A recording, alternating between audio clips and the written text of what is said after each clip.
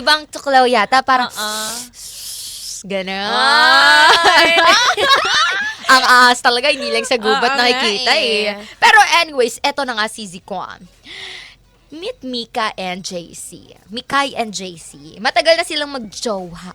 Halos 7 years na siguro. Ay, ang tagal ha. Tagal na rin ha. Mag-iisang dekada na. Kaya nga, no. Parang 3 taon na lang, give na to, di ba? Correct. Pero kahit na matagal na, very protective pa rin si JC sa kanya. Protective. Medyo selosa. Naku, lalo na daw kapag may kutob. Ay. May kutob raw siya. Ay, naku Sa po. intensyon ng ibang guys. Lalo na kapag off, para sa kanya, pinapalayo niya si Mikay sa mga lalaking pinagseselosan niya.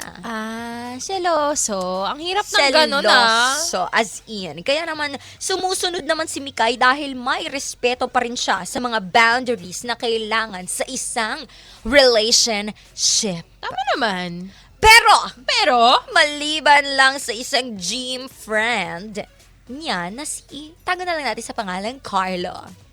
Ito talaga yung mga Carlo na yan eh. Yes, sisi ko, my exception. Totoo yan.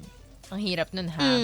Hindi niya yun nalayuan dahil nga helpful daw ito sa pagiging fit niya. Ay, taray, gym body. Kasi nagka-cardio sila. Oh, of course. Hindi naman daw talaga maiiwasan dahil shared interest sila. Parehas. Shared interest? Oo. Investment? Siguro mahilig siyang sinishare. Uy!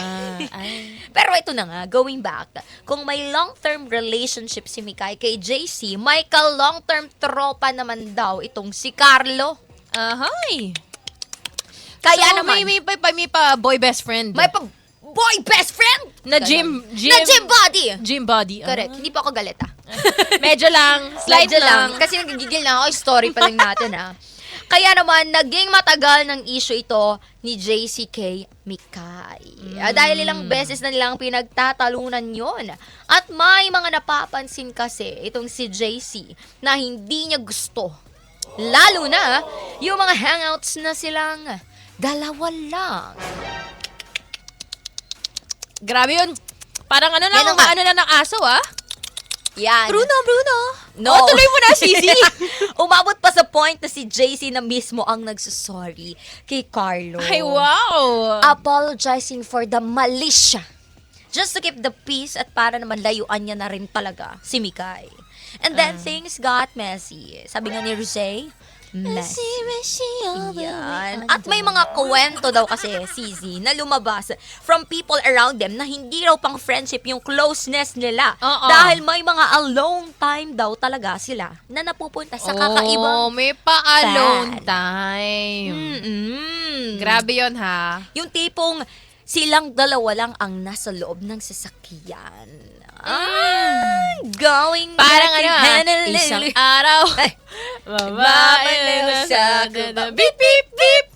Beep, beep, beep. Ayan, yung Wow. babae bigla na sa loob na pala ng sasakyan. Ba't Nako. naman ganun? Hindi ko alam Grabe. For fun? Uy, ang saya niya. Aminin. Oo. Pero masaya yan kung gagawin mo siya sa taong mahal mo. Naman, of Diba? course. It should be. It should be. Pero yung iba kasi natutuwa rin pag iba eh. Correct. Pero ito Diba? na nga, Sisi ko. That's the issue for tonight.